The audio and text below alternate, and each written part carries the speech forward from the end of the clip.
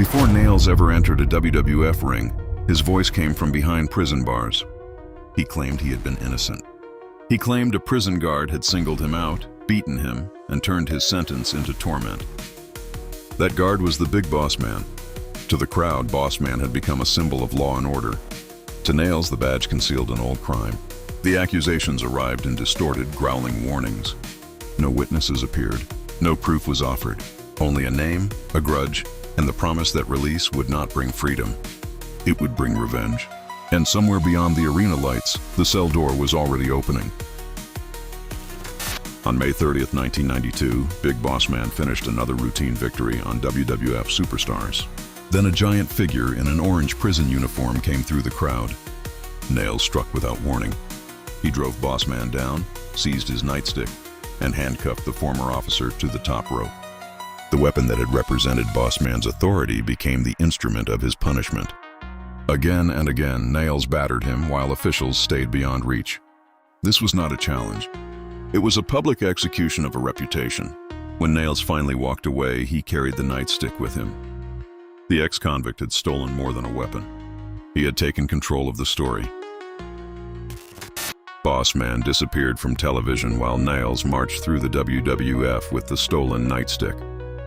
After his matches, the punishment often continued. The orange uniform became a warning that the past had entered the building. On July 18th, Boss Man returned before Mean Gene Okerlund. He did not deny working as a prison guard. He denied Nailz's accusations and spoke of the assault that had left him injured. Across the summer, they collided repeatedly at live events, where the nightstick often dragged their fights beyond ordinary endings.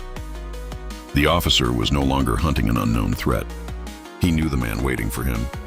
The law had returned, but Nailz had already chosen the battlefield.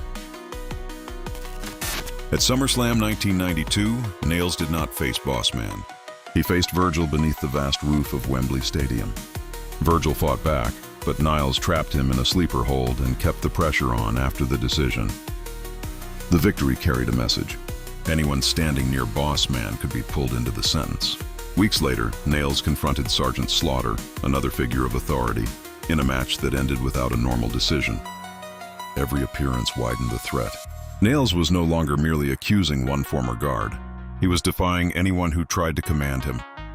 Still, one name remained at the center of his rage, and Survivor Series was drawing closer. By November, interviews and ordinary rules could no longer contain the rivalry. At Survivor Series in Richfield, Ohio, a nightstick hung above the ring. Nailz entered while Big Boss Man was still speaking backstage. Boss Man abandoned the interview and sprinted toward the ring before his enemy could claim the weapon. There was no entrance ceremony, no measured beginning. They fought beneath the object that defined everything between them: authority, humiliation, and revenge. Both men climbed. Both men were pulled back into the fight. Then Nailz reached the nightstick.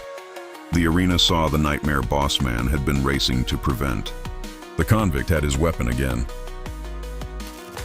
Nailz swung the nightstick, but possession did not end the war. Boss Man survived, fought the weapon away, and used it against the man who had stolen it months earlier. Still, Nailz came forward. The match ended only when Boss Man caught him with the Boss Man Slam and held him down for 3. 5 minutes and 44 seconds closed a conflict built across most of 1992. There was no confession, no proof that settled the accusations, no reconciliation between guard and prisoner. Only Boss Man standing over Nailz after reclaiming the symbol taken from him in May. The law had won the match, yet the feud endured because it had made justice itself feel uncertain.